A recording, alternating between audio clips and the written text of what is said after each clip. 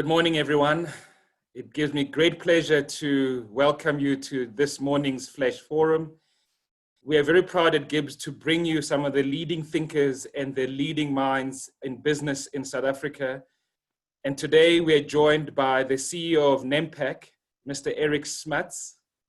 Nempek is an amazing business that has been part of our life for over 100 years.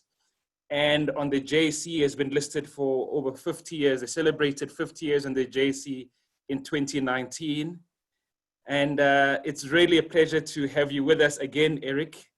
Obviously, you're not a stranger to GIBS. You've been part of GIBS for a long time, way back when in 2007. As you know, we're going to talk about that. You did that iconic program called the Global Executive Development Program, which, as we were speaking earlier, you indicated reconnected you with one of your passions. Good morning and welcome, Eric. Thank you very much, Morris, and absolute pleasure to join you guys this morning, and thank you for the invite. Lovely.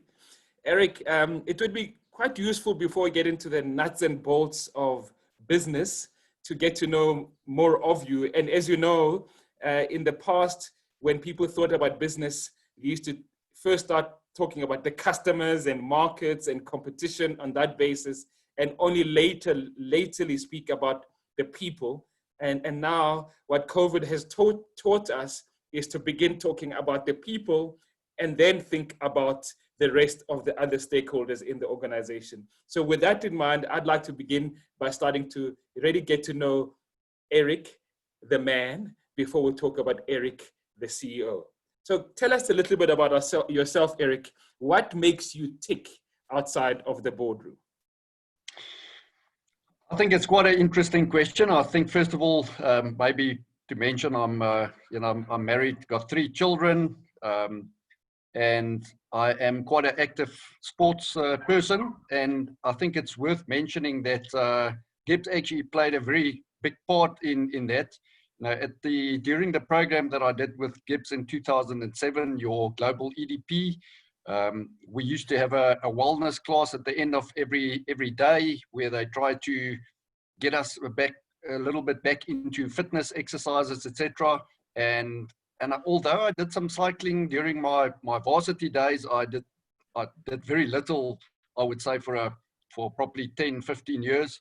And then after 2007, after completing the EDP at GIBS, I actually took up mountain biking, and that then became quite a passion where, I played golf before that, etc. But I think I became a bit of a obsessive mountain biker. I did 4 Cape Epics and a couple of races abroad, etc. And but it really made me connect again with nature, with fitness. And I actually use that as a way to reflect. Quite often I go on rides where I just ponder about some of the problems in the business world or elsewhere. And yeah, it's actually a wonderful way also to connect with other people in business. So yeah, that's sort of what I do outside of business.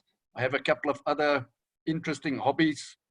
I'm quite interested in physics, of all things, not because I know anything about physics, but more just that it challenges you. I try to do quite a bit of reading and research on Einstein's theories of general relativity and the likes.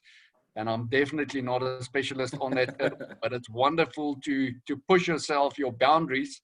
And quite often, the moment you think you understand some of these things, you realize that Dunning-Kruger the Dunning-Kruger sort of principle really applies, and you realize that your confidence sometimes goes sky high when you think you know something about something, only to realize that you are still a complete beginner. So quite humbling sometimes. All these things are wonderful ways to allow us to learn about ourselves and the world around us. Absolutely. Talking about exercise on the one hand, one of my colleagues is Professor Karl Hofmeyer, and when he does programs, whether it's executive programs or MBA students, and travels with them overseas, remember the days when we used to still travel overseas, he made sure that he introduced exercise in all his programs So I borrowed from that. And I used to work also on the GDP program as a lead faculty. And I also started introducing exercise. And I found actually that this notion of finding something to do in terms of physical exercise is so important. I used to work also on the GDP program as a lead faculty. And I also started introducing exercise. And I found actually that this notion of finding something to do in terms of, yeah, so I'm not quite sure what happened there, but it will sort itself out. I thought I was having one of those moments when you kind of flashback. have a déjà vu, flashback, yeah. After all, this is a flash forum. Today we're going to be adaptable and make sure that absolutely, when technology is pushing us in the direction we're flexible. But as I was saying, it's important for leaders, I think, to be both physical and intellectual, and to some extent spiritual. And I'm interested in your interest in the sciences, because you might not think of science and spiritual, but my sense is there's a lot of spirituality there as well, and how that influences your leadership journey. Talking about your leadership journey, do you want to just reflect a little bit about some of the people that have influenced the Eric that we know today in terms of to become the leader that you are? Absolutely. I think I've been exceptionally fortunate throughout my career to work for very strong individuals. And I think it's key that the relationship that we have between employee and manager is critical in setting your career, the path for your career. So I had a couple of people that I think it's worth mentioning by name. I start working, the first guy that actually employed me in the interview I had originally at Nampak was the financial manager or director of the division at the time, a guy called Jeff Millett, and wonderful guy to work for. And that's where I learned all about trust. I only worked for him for a very short period of time. And then a person that probably played the biggest part of sort of influence in my career is Charles Bromley. I worked for him for a very long time. And that's where I learned how a close working relationship with a manager can really make the difference in terms of what trust is all about. If you work for a manager that trusts you and you know you can trust him, I think that is, for me, what a successful career is about. You know, thereafter, I worked for John Moyes. He used to be the managing director for Befcan, and I learned all about how to be street smart and how to make sure that you exploit the luck that life is, the opportunities that life is actually providing you. And then I also had the opportunity to work for Mr. Andre de Ruyter, the last CEO of Nampak for about a 5-year period. And I must say, I think he's one of the brightest people I've worked for, and again, somebody that I've got real respect for. You know, I think you make a very important point about recognizing the people that have influenced us, so that we learn from the past as we struggle with the present and prepare for the future.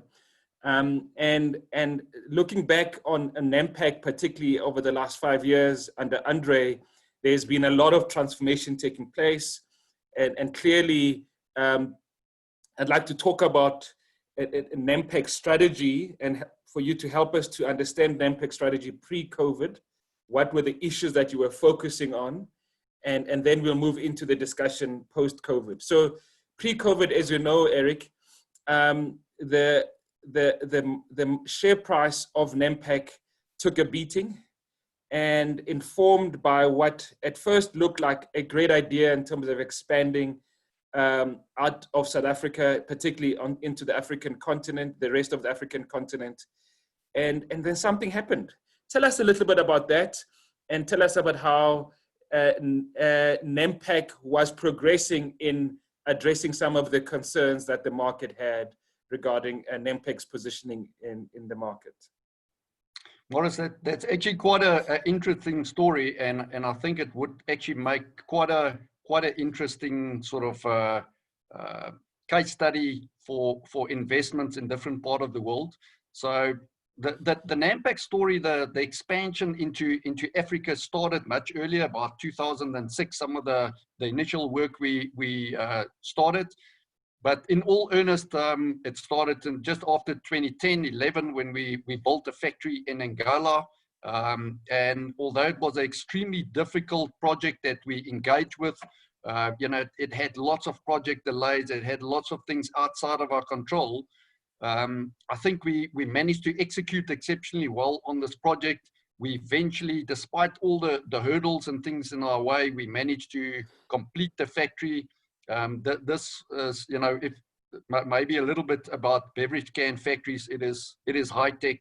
It is high speed. It's not a an easy product to produce.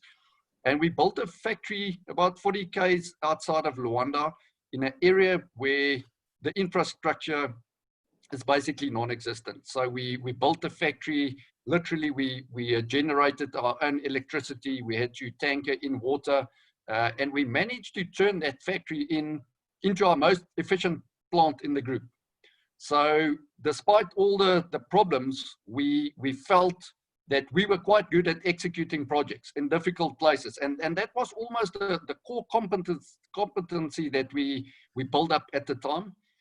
We are a relative small beverage can manufacturer compared to other companies in the world. But I think we've been very successful in building this factory. And we built up at the time. We are a relative small beverage can manufacturer compared. Okay, there we go again. So no problem. So this is the type of you know, adaptability that we learn to deal with in Africa. Absolutely. Yeah. Anyway, so after initially a very successful investment, we then took the plunge into another investment into Nigeria. It was a bigger investment. It was a much bigger market, and the market loved it. It was sort of on the back of the African rising narrative that was going at the time. There were reports in the Times magazine and the Economist, etc. And I must say, shareholders approved of it. And the Nampak share price has gone up from, give or take, 15 Rand a share to in excess of 40 Rand a share. And in that process, we geared up our balance sheet. We took on more risk, more debt. And then in 2015, the wheels came off. And it was all not on anything we did, but it was the external environment changed very quickly. The oil price collapsed. And as a result, we started learning some very valuable lessons. In both these territories where we invested, you had pegged currencies that were very stable for a very long time. But suddenly, with the collapse in the oil price, keeping these currencies pegged resulted in them becoming completely overvalued. And as a result, there was a huge liquidity crunch. You simply couldn't get Forex into these countries. But at the same time, a huge portion of Nampak's earnings at that point in time came out of these very successful investments. And of course, then the pressure started coming on because we couldn't repay or service our debt. But because we were producing so much profit out of these countries, we did not simply want to stop them. So we kept on supplying them with raw materials, hoping that we will get some Forex out of the country to settle our creditors. We kept on funding it offshore from our Isle of Man operation up to a point where we realized this is going too far. But by then, I think the Nampak balance sheet has come under significant pressure, and it clearly showed on our share price. And I think it's maybe worth saying that Andre de Ruyter joined us just before all of this happened. So he was dealt some lemons at his time with Nampak. So I think, you know, the market never measure his success based on his Nampak performance. I mean, he really assisted us to deal with some very difficult trading conditions and helped us to survive this period. So well done to Andre for that. But I think to move on, so really at the bottom of the cycle, it's, you know, two more things happen. I think the South African economy started going backwards even more. And as we mentioned in our last set of results, you know, the trading conditions in South Africa over the last summer season has been really poor. And then, as I thought, this is actually when I took on the job in January this year, I really thought the worst is now behind us. What else could happen? You know, we kept on referring about a perfect storm. I think one thing that 2020 is going to be known for is that it's given us 2020 vision. And what 2020 vision means is going to change completely. We always thought, you know, this is something about eyesight. I now say, no, this is knowing what's coming in 2020. And of course, the pandemic changed the world completely. But the big difference was, you know, I think we're not alone in this. Everybody's going through it at the same time. And it actually makes it easier to handle, because, you know, everybody that you deal with understand what you're going through. You're not alone. You're not the only one. And therefore, there's a lot more support from society, from your shoulders and everything. But it's a time where we have to adapt, and we have to make sure we survive. You know, it's absolutely survival of the fittest. And, you know, whatever we do during, I think, this pandemic is actually gonna well, Absolutely. like I say, survival of the fittest, and we're going to make sure we yeah, so that's, you know, oftentimes when people hear about survival of the fittest, Eric, they think we're talking about only the strongest, when in fact, we are talking about the ones that are most fit to the environment. So in other words, those that can adapt to the environment, not necessarily the strongest. So we're talking about adaptability and innovation. Before we go into that adaptability and innovation though, Eric, I just want to reflect a little bit, just closing out the earlier conversation on what you have on your fact sheet here, where in fact, revenue from a geographic split as at in terms of your half-year results, still shows that 66% of your revenue is still located outside of South Africa and 34% in South Africa. And on that, from a trading profits perspective, over 77% of your revenue is also located outside of South Africa. So clearly, as a business, Nempek continues strategically anyway, despite the challenges, whether the challenges of oil or the challenges of the economies or the challenges of exchange rates, you remain committed to your African strategic story. Would that be a fair thing to read from where you are? Absolutely. You know, we've made some very significant investments in Africa, and those are not investments that you can just simply walk away from. You know, if we wanted to sell it at this point in time, I think it would be fair to say it's going to be difficult. You know, not many companies has got the appetite for risk to take this on. But we've made these investments, and arguably, you know, maybe we've invested too much into Africa at the time, and that, I mean, that's debatable. But clearly, history is going to look at how it turns out in the long term. At the moment, we're in a very deep place, dark place in Africa. Both Angola and Nigeria are in difficult positions with the low oil price, and then, of course, we also have very significant investments in Zimbabwe. I don't think I need to explain too much about the problems of doing business in Zimbabwe. But again, this is a very good business we have in Zimbabwe. It is very profitable. It's good, making good money. But of course, to expatriate money out of Zimbabwe is an absolute nightmare. So a lot of these businesses, although they are doing very well in country, it is difficult to make sure that they contribute to our overall sort of balance sheet situation in a positive way. So yes, very profitable, but unless we can get the profits out of those territories, it is putting strain on our balance sheet, and that's obviously one of the things we're trying to address at the moment. Lovely. So according to your segmental revenue analysis for H1 2020, and I'm starting here because I don't think many people we spoke as if assuming people know who Nempek is, and it might be useful for us to just take a minute or two just reflecting on the drivers of performance of Nempek. So you have the metals business contributing over 4.5 billion rands in revenue, plastics business contributing about 1.4 billion rands in revenue, and paper contributing about 500 million rands in revenue. So clearly metals is, as of today, a significant portion of Nempek, and you've recently disposed of your glass business. From an innovation and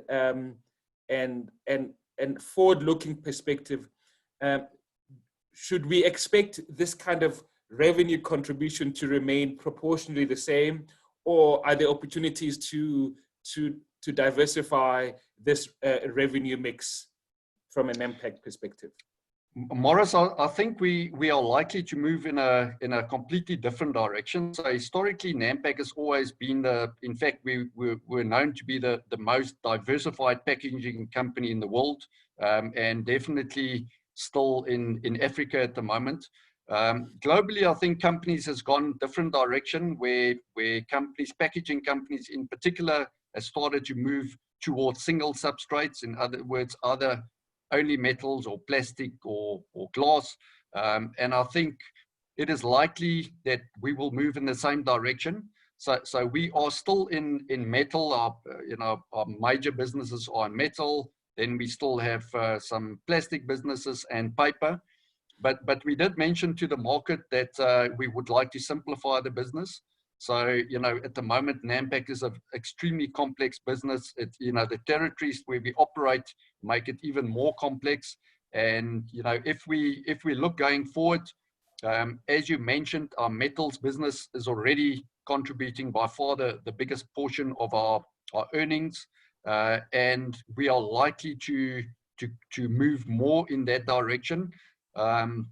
So that does not mean we're suddenly just going to dispose of all the other businesses, but we are busy going through a strategic review. There's a number of factors that we take into account on that.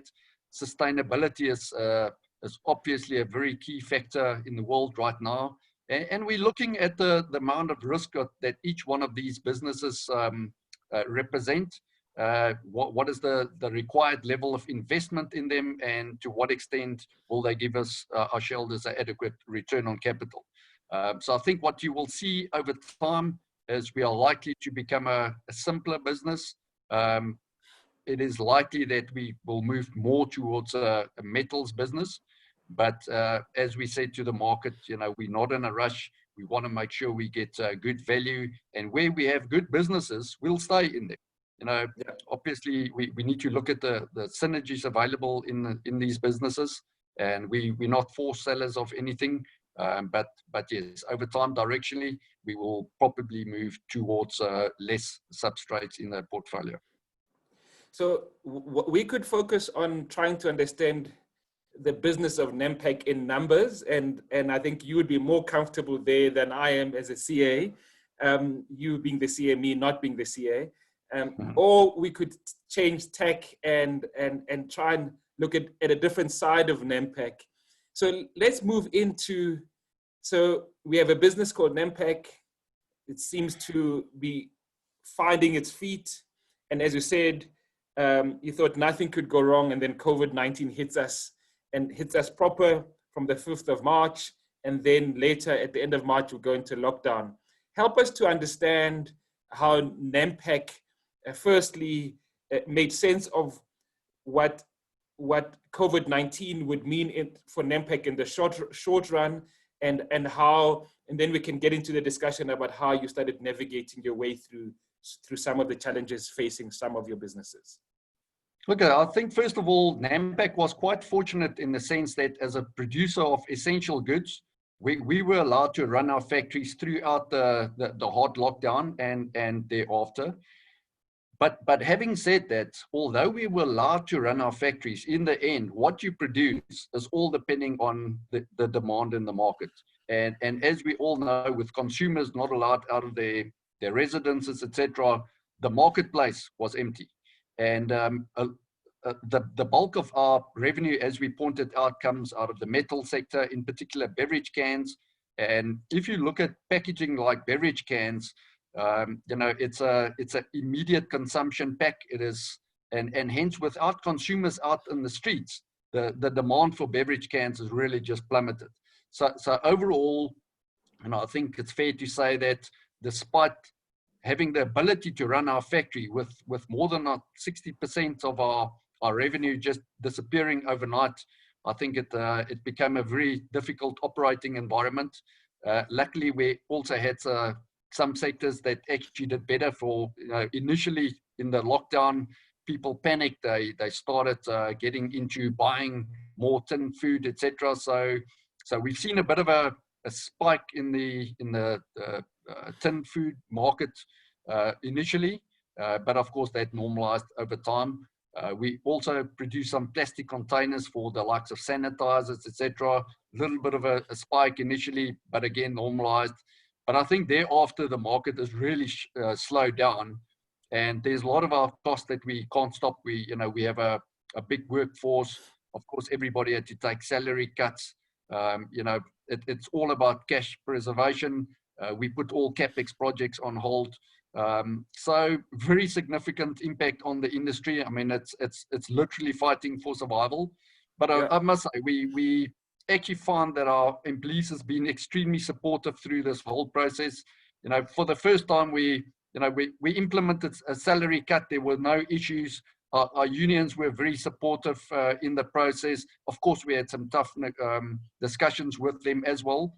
But I think the environment, was very different, and where we expected a lot more resistance from different parts of the business, I think we found that all our business partners were very supportive, and so far it's going well. Of course, we also have many positive cases in our factories, but we managed to put all the necessary protocols in place a very long time ago, before the virus was, or the number of infections was sort of at the extent where it is now. So I think the big benefit of being able to operate early on is that we could get all the safety measures in place, where I don't want to say it's business as usual in our factories right now. It's definitely a very different environment, but we've always had a huge focus on safety. In fact, one of Andre de Ruyter's biggest legacies at Nampak is probably the improvement in our safety record, and we try to keep that going through this pandemic, and we're trying to create an environment in our factories which actually is safer for people to come to their place of work than where they might be at home, depending, of course, on the circumstances at home. So I just want to stay a little bit in this new world of work, and let me touch on also on, I think it's amazing how the social compact has been renegotiated in many industries. The fact that within an Nempek, you took a 30% cut from an executive pay to up to 15% in junior management, and the fact that, as you say, you were able to negotiate salary cuts with the unions in this time.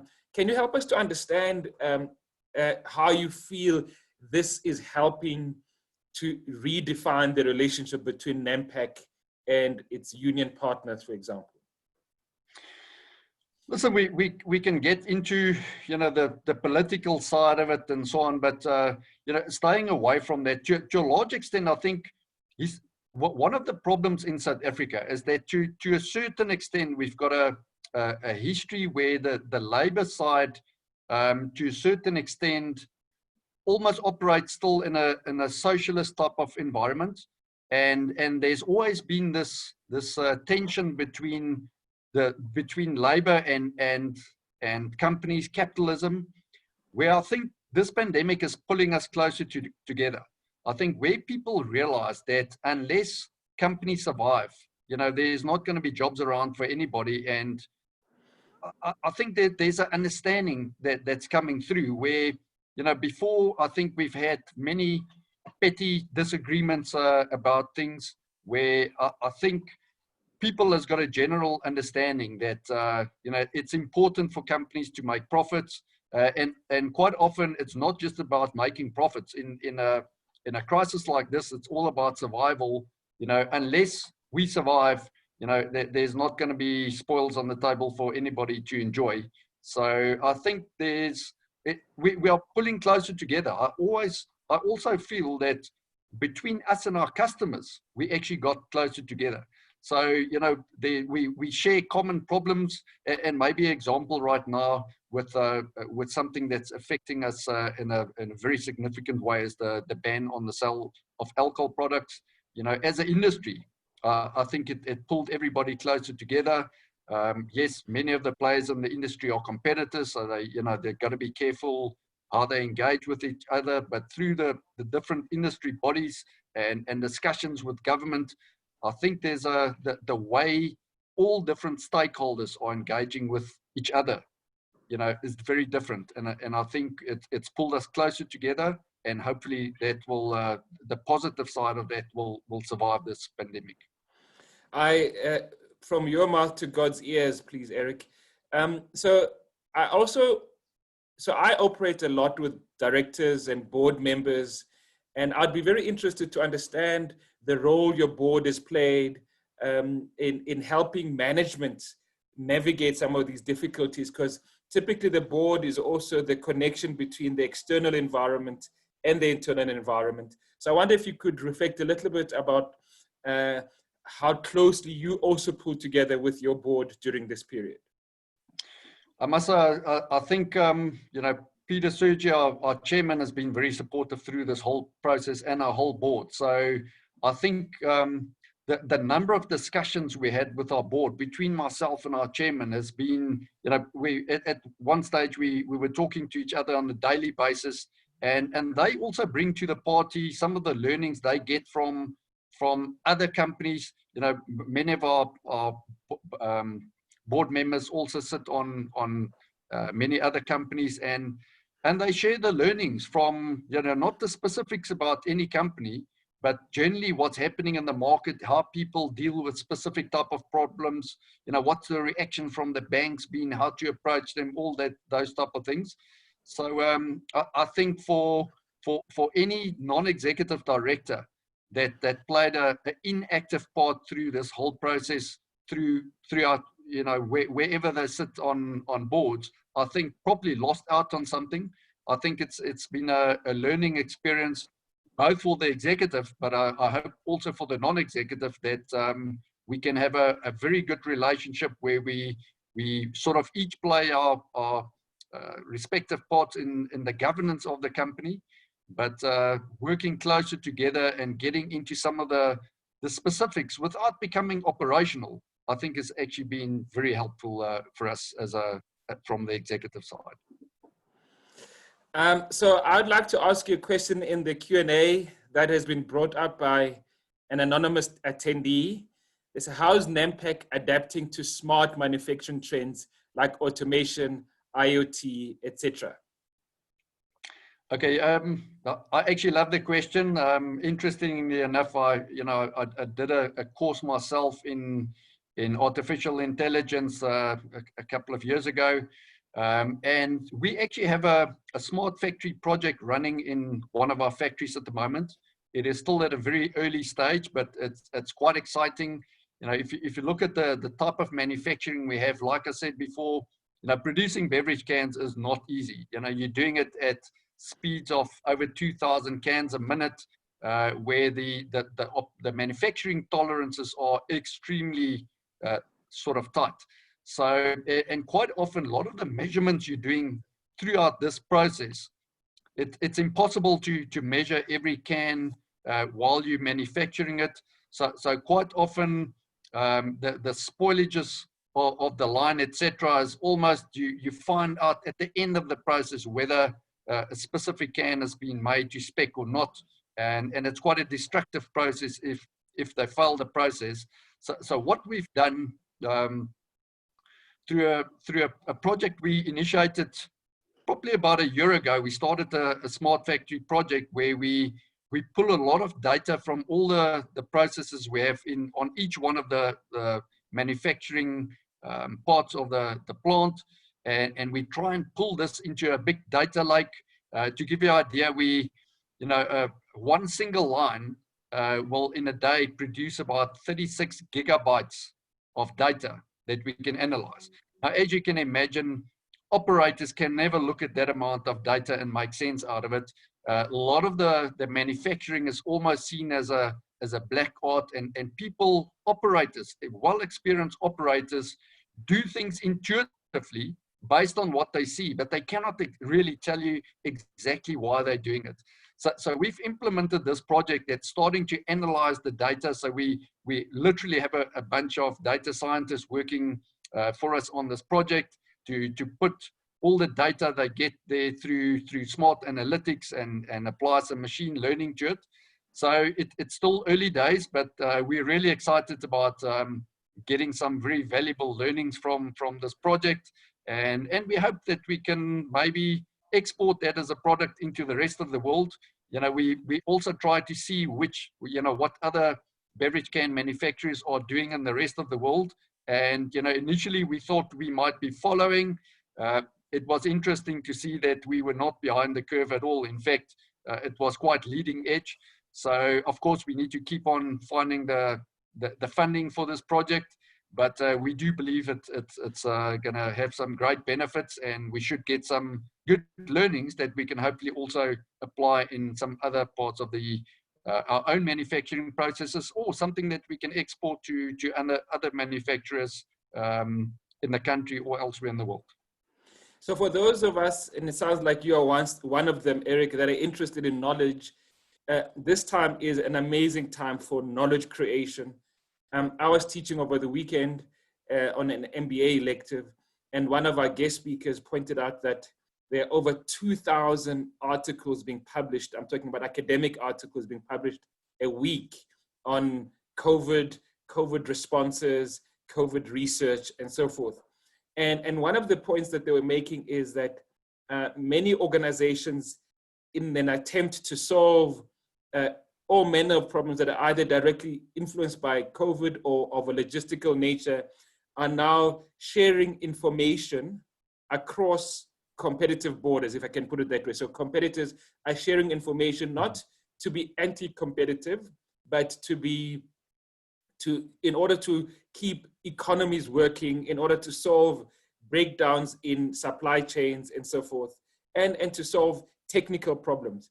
I wonder, to what extent is Nempek benefiting or participating in those where we're trying to solve problems for the benefit of society, from a knowledge sharing across borders that historically we would not want to share knowledge across? Yeah, I think in our industry, it's probably less specific. So, I think that there's definitely our access to information is just so much more.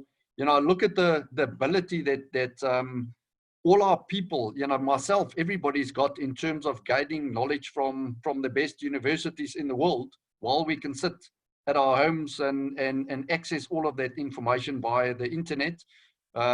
Also from our own research and development operation down in Cape Town, for these guys to all work from home, being able to interact with people from different parts of the industry, some of the suppliers or equipment manufacturers in the UK or the US. I think what the internet has done, it's made the world a smaller place, but the ability to share information and share detailed information, big data sets, is just so much easier and so much more efficient that I think everybody's benefiting from that.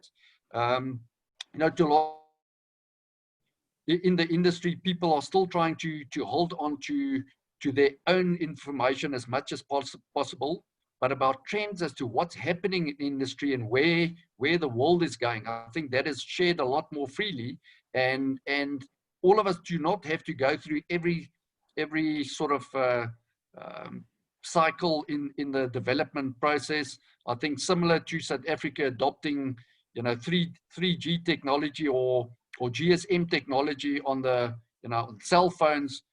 South Africa has never gone the analog route. We just skipped across a couple of generations. I think similarly in manufacturing, with the freedom to access information, people can make investment decisions and make sure they invest in the latest technology and like I say, actually benefit from the learnings that other companies had earlier on in the process. So talking about the manufacturing industry, Eric, what is happening in the industry that you're participating in to help to convince both local and foreign investors to consider manufacturing as a positive investment destination in our context? Morris, it's a difficult one. You know, it's all about risk and perceptions. You know, people have many foreign investors has got a very negative view on the environment in South Africa, whether it's from a political point of view or from it is generally well known out there that the economy in South Africa is not doing well.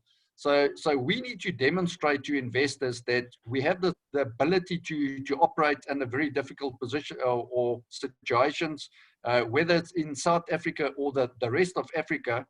I think it's upon all senior managers and executives to make sure that we give a positive view as to what's happening in the country. Yes, we have lots of problems, but there's so much potential in this country. It's a country we love. And I think if we all work together, it's definitely, we can make sure that we grow this pie. At the moment, I think there's a lot of discussion around how we should share the pie. But it is my belief that, you know, we shouldn't be fighting with each other about how we share it, but rather about how we grow it. And then I think there's going to be more for everybody. And in the end, you know, the economy, the challenge that we're involved in at the moment, it's not a competition about people inside of South Africa. It is how do we pull everybody as South Africans together to fight the onslaught from outside of our borders to make sure we jointly grow our entire economy. So again, how do we do it? Well, first of all, to get investment into this country, I think we need to demonstrate the positive side of our manufacturing environment and what we can do under sometimes very trying circumstances. Lovely. So there's another question on our Q&A board, and I would like to encourage more people on the that are watching on the various platforms to please put up more questions. So the next question is, how big is environmental sustainability contributing to the shifting the future of Nempek?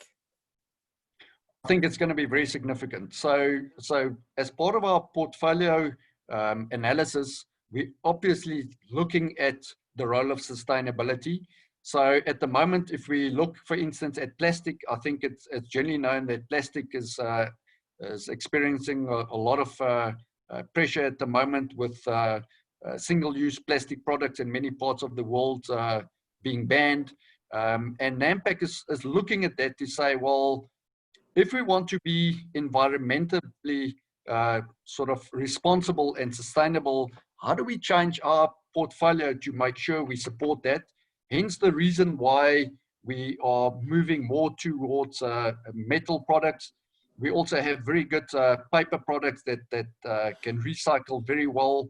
But if you, for instance, look at beverage cans, it is probably the most recycled packaging format in the world at the moment for beverages.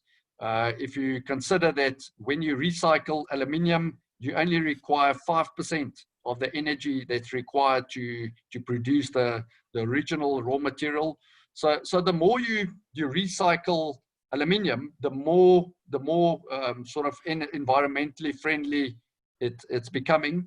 So we're definitely going to try and move our portfolio more towards those packs that are environmentally friendly. We need to reduce our carbon footprint. So yes, it's a key factor in our portfolio analysis. And I think if you look at Nampak in a number of years' time, you'll find that we are definitely moving towards that direction. So you spoke about your innovation team based in Cape Town, and I read earlier that they celebrated 70 years I call them innovation, more your R&D team. They celebrated 70 years of R&D at Nempek. Can you share, without giving away too many secrets, can you share some of the more interesting R&D initiatives that your team is working on at the moment? Yeah, I would definitely not give away some of the specifics, but so a big part of our R&D is not necessarily on innovation itself, but it's looking at food safety and supporting our customers in packaging their products in a safe way. So we have a number of very highly qualified people working there, and as you've got it there on the screen, all the way from metallurgy, plastics, etc. But microbiology and food safety is a huge focus, and one of the value-adding sort of services that we provide to our customers is on that side. In the end, we want to make sure that no harm comes to anybody that's using our products or our customers' products, and I think that's where a lot of this focus is going into. So yes, you know, if you look at Nampak as a packaging company, the type of products we make, it's very difficult to innovate without incurring huge cost on that. So a lot of our technology we used to get from a company, Crown Cork, where we used to have a technology agreement. But our own research and development team is more focusing on food safety and making sure that yeah, no harm comes to any of our customers. So when I look at how you responded under COVID, I see that there's a lot of, if I may say, private equity type of logics in terms of how you looked at your balance sheet and your income statement. And I wonder if this is a normal way that Nempek runs its business in terms of those kind of very important financial disciplines, or is it something that you had to learn very quickly during this period? I wonder if you could reflect on that, please. So I'm considering, for example, the nimble decision-making that you spoke about, as well as how you manage your capital expenditure freezes and your focus on working capital, reducing inventory levels to match demand. So all of those kinds of things you would expect to be the kind of stuff that private equity type held investments manage, but you guys seem to switch to it very quickly. How did you develop that capability, or has it always been around at Nempek? No, I don't think it's always been around. We've got an interesting business model in the sense that we've got a number of different businesses in the portfolio, and many of these are actually competing with each other indirectly. So, for instance, you know, we would like to put as many beverages as possible into cans in our beverage can operations, but at the same time, we have operations on the plastic side that is making preforms for PET packaging, etc. So our businesses operated in a very sort of distributed model where they take the decisions for each business in the management teams of those businesses. But then we also have some central functions that's supporting them more from a balance sheet point of view and some of our HR policies, etc. Now, of course, any individual business wants as much stock as possible on their floor so that they can service their customers and reduce the risk of supply interruptions. But from a balance sheet point of view, you know, we want as little working capital as possible. So there's that natural tension between sales and production that wants as much as possible versus the finance side, which is more concentrated around our corporate head office, that obviously want to keep costs, or not just costs, but working capital as low as possible. So, you know, when you have a balance sheet that, let's call it a lazy balance sheet, you are less concerned about working capital levels. It's all about supplying customers.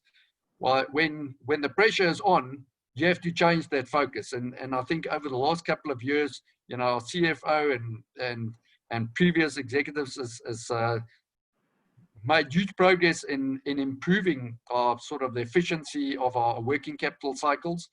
So we've been at that for some time, but the additional focus that we had to put on that during this pandemic changed dramatically. And part of that is, you know, we have very long supply chains where some of our materials we order 5 months ahead of the time. So when suddenly demand comes off, you need to react very quickly, because although you're not selling anymore, the material you order still keeps on coming, and it's still going to keep on coming for another 3-4 months before there's anything you can do to reduce it. So, you know, it's not about just the certainty of whether you're going to get the materials or not, but also holding back and making sure that you stay in daily contact with your customers. Everybody was, you know, in this position, and I think therefore the need of different departments and people to work together to make sure that the information flow is as quick as possible, and so that we can have nimble sort of management decisions, I think became extremely important.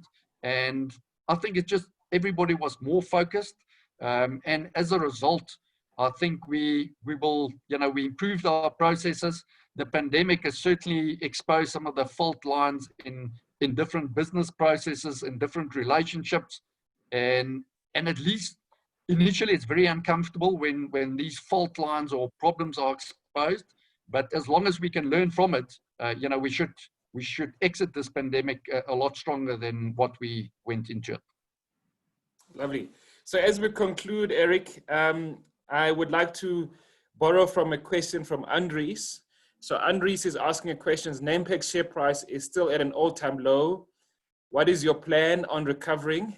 And is this share worth investing in? So I mean, you could answer that question entirely on its own, but as you're answering that question, what I'd like you to close out on is, what are the most immediate plans for Nempek that you are working on to ensure not just Nempek's survival, but Nempek's growth going forward, please, Eric? Okay, so I think it's very important to know that the Nampak business has got some very healthy businesses, but it's also got very significant problems related to the industries or the territories where we operate at the moment. So clearly the economic problems in Angola, Nigeria is weighing extremely heavy on the Nampak share price right now. There's concerns from investors as to whether we can service our debt, whether we will breach our covenants, etc. So that is the main focus of management at the moment. As with all other companies, liquidity is right now is the issue. So the Nampak business overall is very valuable, but we've got a lot of debt at the moment, and a lot of that debt is sitting in US dollar denominated currencies. So we have to make sure that we reduce the risk on our balance sheet. So I think at the moment, in my view, I think the Nampak share price is undervalued. Of course, any CEO will always say that, so you probably need to take that with a pinch of salt. I am just a little bit biased in this discussion, so I'm certainly not going to give you investment advice. But I can assure you that management is doing everything under our control to make sure that we withstand the current issues. You know, we have a very specific plan in place, self-help measures as to how we can improve our cash flows, how we can get ourselves through this period. Yes, there's a lot of external circumstances that will play its part, as we've seen in this pandemic. But I think we've got a great team of people that has been with the company for a long time. They've learned lessons from the past.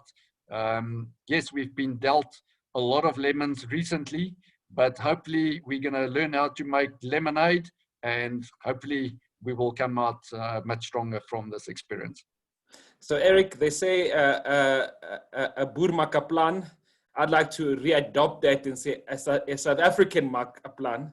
And I'm certain that we will all make lemonade, as you say, and because the impact that your organization has in many of our households is unparalleled.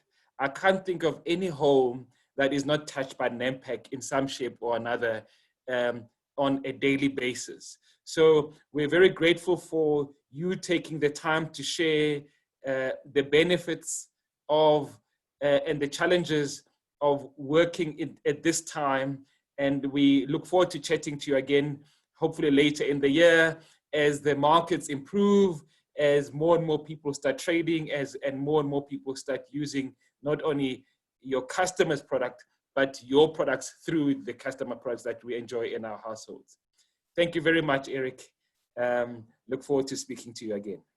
Thank you, Morris. Really appreciate the opportunity, and also all the best to you and your team, and stay safe. Lovely. Thank you so much, Eric.